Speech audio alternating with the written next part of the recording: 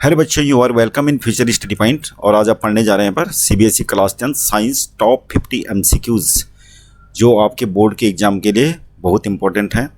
तो आइए, पहला क्वेश्चन है, क्वेश्चन नंबर 1 है, which option correctly shows the transport of oxygen to the cells. तो हिंदी में इसका मतलब है कि कौन सा ऑप्शन करेक्ट है जो ऑक्सीजन का ट्रांसपोर्ट यानी ऑक्सीजन के ट्रांसपोर्टेशन के लिए, मतलब सेल्स के लिए प्रॉपर पाथ है। तो वो क्या है, डी होगा आंसर। तो एक्चुअली में क्या है, सवाल केवल आपको ये नहीं कि एमसीक्यू का आंसर पता होना चाहिए, ये भी पता होना चाहिए कि ये क्यों है। तो ये पूरा पिक्चराइजेशन आपको पता होना चाहिए। ये है हार्ट के 4 चैम्बर। अरे ऊपर वाले दोनों पोर्शन को बोलते हैं एट्रियम। ये लेफ्ट एट्रियम है और लेफ्ट एट्रियम, और ये क्या है, राइट एट्रियम। और ये लेफ्ट वेंट्रिकल है और ये राइट वेंट्रिकल। तो यहाँ पर लंग्स से पहले ब्लड कहाँ, मान लिया सपोज करो कि ये लंग्स है, तो लंग्स से एक वीन आती है जिसको हम पल्मोनरी वीन्स कहते हैं। पल्मोनरी मीन्स लेफ्ट एट्रियम में आती है, और उसके बाद ये पल्मोनरी वीन हो गई और लेफ्ट एट्रियम, और फिर कहाँ जाता है, लेफ्ट वेंट्रिकल में जाता है ब्लड, और लेफ्ट वेंट्रिकल से स्क्वीज्ड होके ये पंप आउट हो जाता है आयोटा में, और आयोटा से फिर पेरिफेरल जो ब्लड वेसल्स है उसमें चेंज होके और कैपिलरीज में अल्टीमेटली चेंज होता है। फिर प्रत्येक बॉडी सेल्स को ऑक्सीजन सप्लाई होती है। अब है अगला question, question number 2, what type of chemical reaction takes place when electricity is pass through water. तो वाटर में जो वाटर को अगर इलेक्ट्रिसिटी पास आउट हो गई तो ये किस में चेंज हो जाता है, H2 और O2 में चेंज हो जाता है। तो इस रिएक्शन को क्या बोलेंगे हम, डिकम्पोजिशन। यानी वाटर डिकम्पोज हो गया 2 सब्सटेंसेस में, हाइड्रोजन और ऑक्सीजन। तो ऐसी जो प्रोसेस होती है, ऐसी केमिकल रिएक्शन को हम क्या बोल देते हैं, डिकम्पोजिशन रिएक्शन। तो ये आंसर हो जाएगा। Question number 3, posture and balance of body is controlled by cerebellum. तो सेरिबेलम के द्वारा पोस्चर कंट्रोल होते हैं, जैसे डांस हो गया और जो स्किल्स के लिए जो जिम्मेवार होता है, और इसको मिनी ब्रेन भी बोलते हैं सेरिबेलम को इसीलिए। तो स्किल, जितनी भी स्किल्स हैं ज़्यादातर जिनमें हमें ज़्यादा सोचना तो नहीं पड़ता, लेकिन स्किल जैसे स्विमिंग हो गया, साइकिलिंग हो गया और डांसिंग हो गया, ये सब कंट्रोल होता सेरिबेलम से। अगला क्वेश्चन है, before burning in air the magnesium ribbon is cleaned bye rubbing with a sand paper. तो मैग्नीशियम पेपर को सैंड पेपर से रब क्यों किया जाता है, क्यों रगड़ा जाता है, तो क्योंकि मैग्नीशियम में मैग्नीशियम ऑक्साइड की लेयर जम जाती है, तो उसको हटाने के लिए रिबन से साफ किया जाता है। तो हमारा आंसर होगा B, remove the layer of magnesium oxide from the ribbon surface. अगला क्वेश्चन है, question number 5, barium chloride on reacting with ammonium sulphate forms barium sulphate. क्या बनाता है, बेरियम सल्फेट और ammonium chloride. Which of the following correctly represent the type of reaction involved. तो हमें जो दे रखा है, हमें दे रखा है कि बेरियम क्लोराइड और ammonium sulphate NH4SO4 ammonium sulphate मिलके बनाता है क्या, BaSO4 बेरियम सल्फेट और अमोनियम क्लोराइड NH4Cl। तो NH4 अमोनियम क्लोराइड तो डिजोल्व हो जाएगा सॉल्यूशन में, क्योंकि बेरियम क्लोराइड का यहाँ पे सॉल्यूशन है, NH4SO4 ये भी सॉल्यूशन है। तो अमोनियम क्लोराइड क्या है, डिजोल्व हो जाएगा सॉल्यूशन में, और बेरियम सल्फेट प्रेसिपिटेट हो जाएगा। तो प्रेसिपिटेशन रिएक्शन। दूसरा, एक्सचेंज ऑफ आयंस है। यहाँ बेरियम जो है NH4 को सब्स्टिट्यूट करके BaSO4 बना देता है, और NH4 Ba को सब्स्टिट्यूट करके NH4Cl। तो आयनों का एक्सचेंज भी हो रहा है, यानी डबल डिस्प्लेसमेंट रिएक्शन तो है ही है, साथ में प्रेसिपिटेशन रिएक्शन भी है। तो ये आंसर हो जाएगा सेकंड और फोर्थ, यानी डी हमारा सही हो जाएगा। Question number 6, a milkman adds a very small amount of baking soda to fresh milk, why. तो जो फ्रेश मिल्क होता है उसमें बेकिंग सोडा मिलाता है मिल्कमैन, क्यों, ताकि मिल्क ज़्यादा देर तक सही सलामत रहे, प्रिजर्व करने के लिए उसको। तो उसकी ड्यूरेबिलिटी नहीं, तो ज़्यादातर मिल्क क्या हो जाएगा, ख़राब हो जाएगा। तो ज़्यादा देर तक मिल्क को रखना है तो हमें क्या मिलाना पड़ेगा, थोड़ी सी अमाउंट बेकिंग सोडा मिलाना पड़ेगा।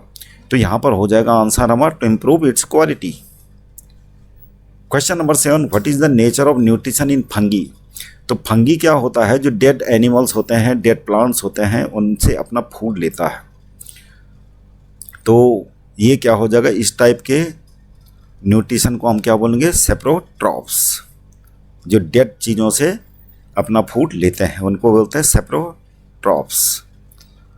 Question number 8, which conducting tissue is responsible multi directional transport in plants.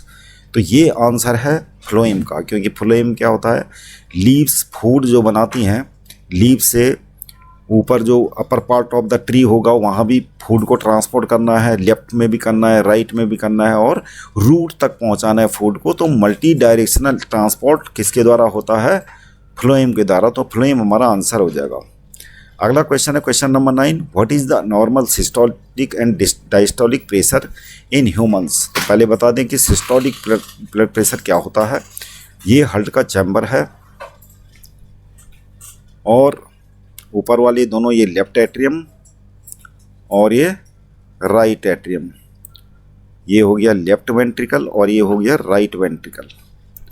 तो ब्लड यहाँ पर से लेफ्ट एट्रियम में आता है लंग से, और उसके बाद लेफ्ट वेंट्रिकल में ये स्कीज आउट हो जाता है, और उसके बाद यहाँ से आयोटा, ये आयोटा हमारे ब्लड वेसल, सबसे बड़ी ब्लड वेसल होती है, और लेफ्ट वेंट्रिकल से ब्लड क्या हो जाता है, ये स्कीज हो जाता है, यहाँ चले जाता। तो ये जो आयोटा है इसकी वॉल्स में क्या होता है, प्रेशर बन जाता है।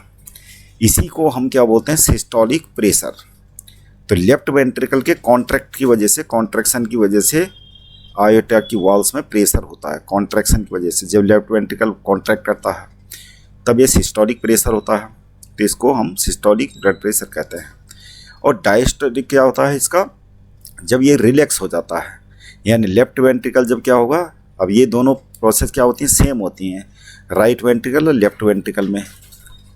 तो जो है डायस्टोलिक प्रेशर क्या होगा, जब रिलैक्स होता है, यानी लेफ्ट वेंट्रिकल जब क्या होगा, लेफ्ट वेंट्रिकल्स क्या होंगे, left ventricle right ventricles relax होंगे। तो रिलैक्स होंगे तो ब्लड प्रेशर थोड़ा कम होता है। तो रिलैक्सेशन के बाद जो प्रेशर है उसको हम क्या बोलते हैं, डायस्टोलिक प्रेशर। तो ये नॉर्मल कब होना चाहिए, नॉर्मल होता है 120 mm। ये सिस्टोलिक प्रेशर होता है, जो पहले वाला ब्लड प्रेशर होता है उसको सिस्टोलिक बोलते हैं, और जो कम वाला होता है उसको डायस्टोलिक बोलते हैं। ये सिस्टोलिक ब्लड प्रेशर है, ये डायस्टोलिक ब्लड प्रेशर है। ये नॉर्मल कंडीशन है एक हेल्दी पर्सन के लिए, जितना होना चाहिए 80 से कम होना चाहिए डायस्टोलिक, और 120 या इससे कम होना चाहिए systolic pressure. Question number 10, which of the following non metal is liquid at room temperature. तो रूम टेम्परेचर पे कौन सा नॉन मेटल जहाँ पे लिक्विड स्टेट में रहता है, वो है bromine. Question number 11, what is the main function of cerebrum. तो सेरिब्रम का मेन फंक्शन, जितना भी हम सोचते हैं, थिंकिंग करते हैं, मैथ्स के क्वेश्चन करते हैं, सारा कंट्रोल किससे होता है, सेरिब्रम से। तो थिंकिंग मेन फंक्शन हो गया इसका। Question number 12, the highest coordinating centre in the human body is, of course it is brain. तो ये तो आपको पता ही होना चाहिए। The longest fibre on the cell body of a neuron is called. तो न्यूरॉन कैसा होता है, न्यूरॉन ये होता है। तो यहाँ पर जो क्वेश्चन पूछ रहा है लॉन्गेस्ट फाइबर, तो यहाँ पर आप देख रहे हैं लॉन्गेस्ट फाइबर क्या है, एक्सॉन है। Question number 14, which of the following diseases is not sexually transmitted. तो यहाँ पे सिफाइलिस, ये सेक्सुअली ट्रांसमिटेड डिसीज है जो बैक्टीरिया के थ्रू होता है, बैक्टीरियल इन्फेक्शन है।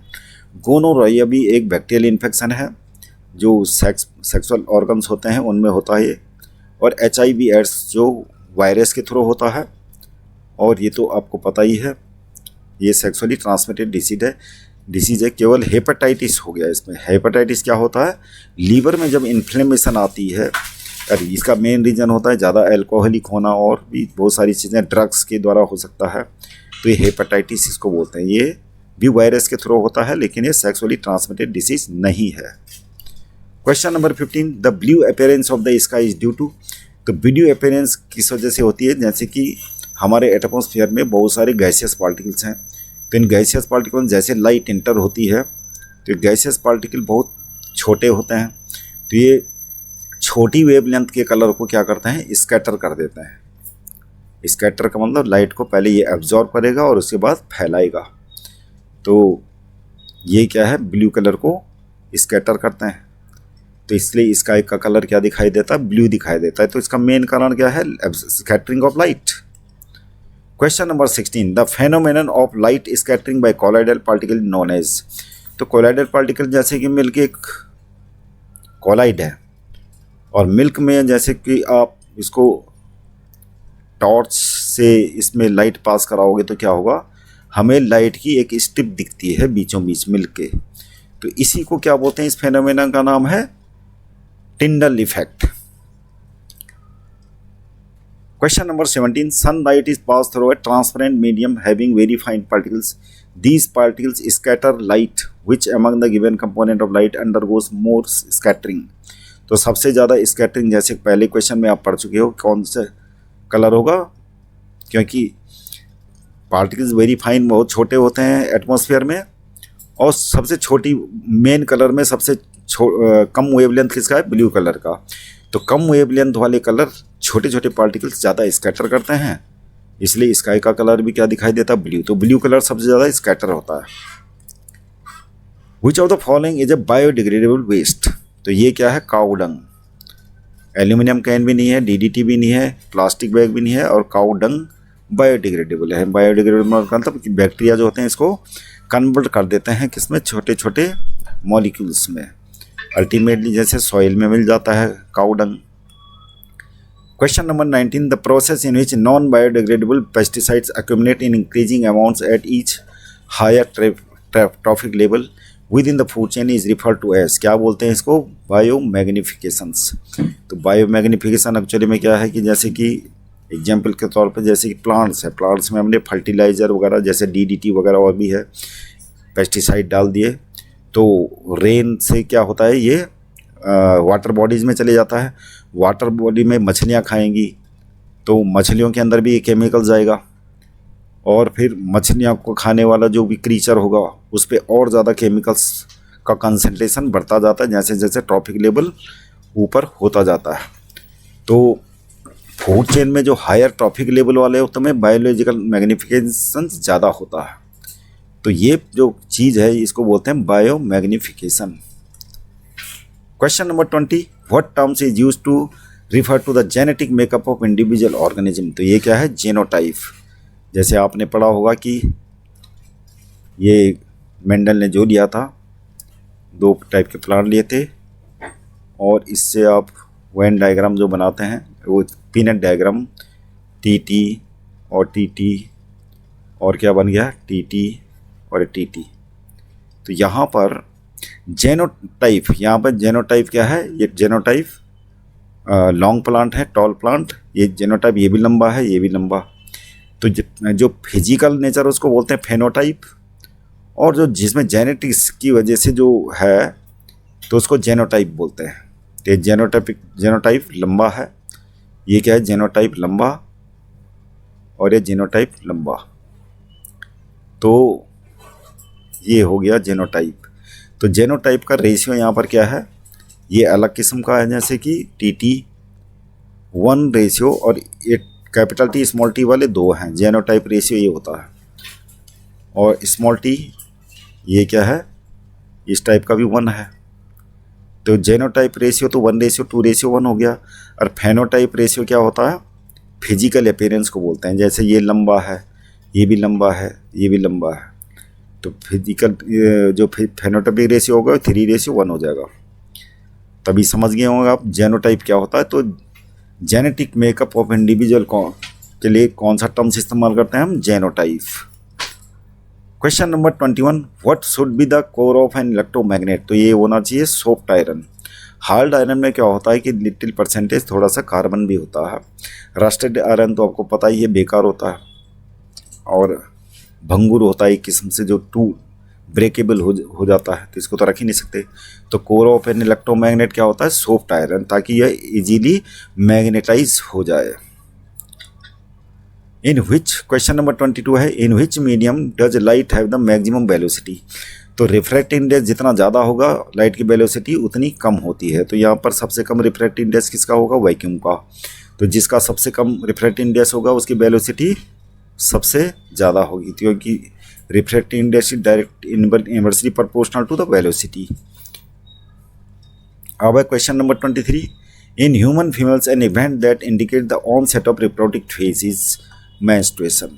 तो जैसे मेंस्ट्रुएशन शुरू होती है इसका मतलब female is able to have reproduction. तो इसीलिए ये इसी से इंडिकेशन होगा, रिप्रोडक्टिव फेज का ये इंडिकेशन है। Question number 24, the device used for producing electric current is called. कौन सी डिवाइस होती है जो इलेक्ट्रिक करंट को प्रोड्यूस करती है, तो वो क्या होगा आंसर, जनरेटर। क्योंकि मोटर क्या होता है, मोटर को तो इलेक्ट्रिसिटी चाहिए चलाने के लिए, तो इलेक्ट्रिक करंट थोड़ा प्रोड्यूस करती है। गैल्वेनोमीटर ये नापने के लिए होता है वोल्टेज और इलेक्ट्रिक करंट को, और एमीटर क्या होता है, करंट को नापता है। तो generator is the answer. Question number 25, the direction of force on A current carrying conductor in a magnetic field is given by. तो ये कौन सा रूल है, ये है आपका left hand thumb rule, Fleming's right hand rule या right hand thumb rule. तो क्या होना चाहिए आंसर इसका, राइट हैंड थंब रूल। अभी आपको तीनों रूल बताते हैं। ये है आपका राइट हैंड थंब रूल।